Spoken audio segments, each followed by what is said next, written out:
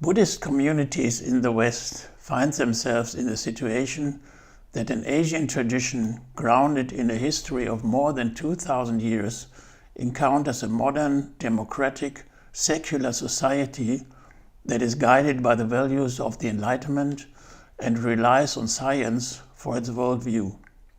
This encounter necessarily involves a potential for inner and outer conflicts. It demands that we confront our attitudes towards the topic of change and renewal. It is a basic insight of Buddhism that all phenomena are conditioned and constantly changing. This assertion can be verified when we look at human history. Metaphysical dogmas, scientific findings, and social structures and practices come to be rejected when new insights, discoveries, or societal developments render them obsolete. It is therefore always our task to continuously renew our view of the world and the world itself. Therefore, Buddhism itself cannot remain unchanged either. As a cultural phenomenon, it too is conditioned and therefore subject to change. In my talk, I argued that Buddhism in the West needs an update, and I suggested what a process of a constructive renewal might look like. To give some examples where Buddhism needs to update, I firstly referred to the traditional Buddhist worldview and its methods of mental development. I mentioned the lack of the modern understanding of the functions of the brain and the neglect of the theory of evolution as two examples. Such omissions of modern knowledge have implications on traditional metaphysical premises, such as the assumed body-mind dualism that is a basis for the idea of rebirth.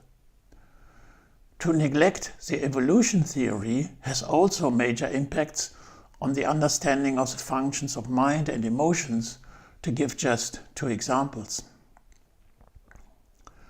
Concerning social structures that prevail in traditional Buddhism, I pointed to gender inequality of monks and nuns in Buddhist monasticism, and to hierarchical structures that may foster abuse of power, like in the traditional guru-disciple relationship.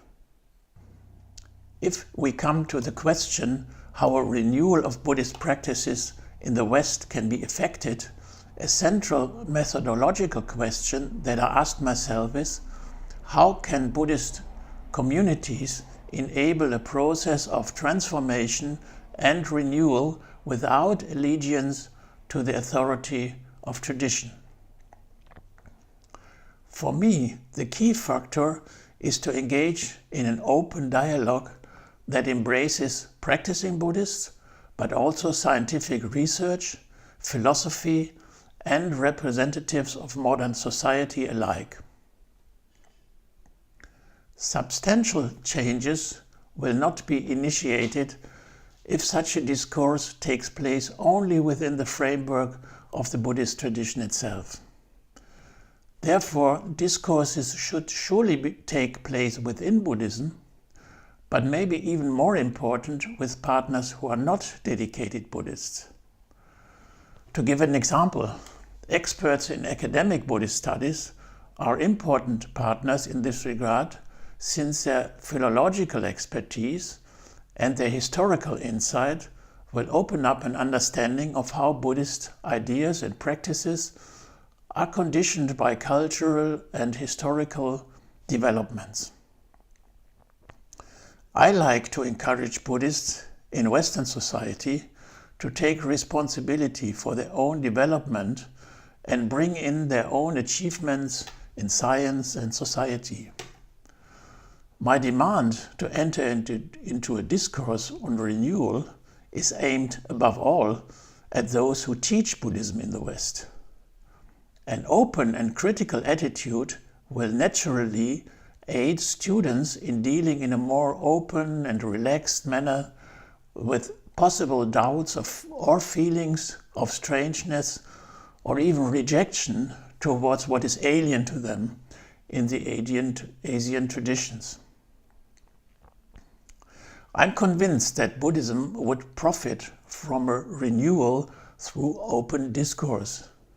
After all, Buddhism can be relevant in Western societies with many of its topics and concerns. It encourages a reassessment of our lifestyle, and it conveys cultural techniques such as meditative practices or cultivating positive emotions and attitudes.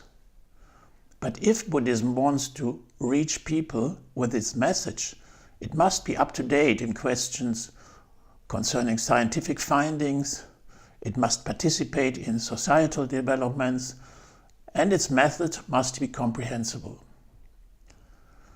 It was very satisfying for me, and I'm grateful that I could partake in the conference in which a fruitful dialogue has been realized. Eminent academic experts, not only from Buddhist and religious studies, but also sociology and philosophy, met with experienced practitioners from East and West.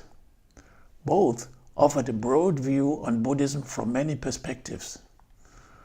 The discourse included discussions on the tension between traditional Buddhism, with its transcendent dimension on the one side, and modern developments such as the so-called secular Buddhism or the more daily life-oriented trends such as the modern Vipassana or mindfulness movements on the other side. The talks and discussions also addressed cross-cultural communication conflicts and gender inequality and presented the strong engagement of mainly Western Buddhist nuns towards equaling the opportunities and the rights of women in Buddhist monasticism. There have been inspiring talks on possible exchange and mutual contributions between Buddhist and Western philosophical ideas. For example, on the topic of ethics. Also, the possible enhancement and enrichment of objective scientific research on brain and consciousness by the more phenomenological and subjective first-person perspectives derived from meditative introspection and experience has been addressed. The dialogue included also possible Buddhist answers to problems of modern society, such as our environmentally devastating lifestyle or the economic crisis of recent years. Example of modern Buddhist developments, such as the so-called humanistic Buddhism in Taiwan, opened perspectives of how to adjust traditional Buddhist ideas to the needs of modern life. All the presentations and discussions have been carried out in a very open and constructive atmosphere that allowed for encouraging and controversial critical contributions alike. Overall, the conference for me opened new perspectives for a fruitful interdisciplinary discourse that will both deepen our understanding of Buddhism, as well as providing important ideas of how Buddhism can be adopted in modern societies in East and West.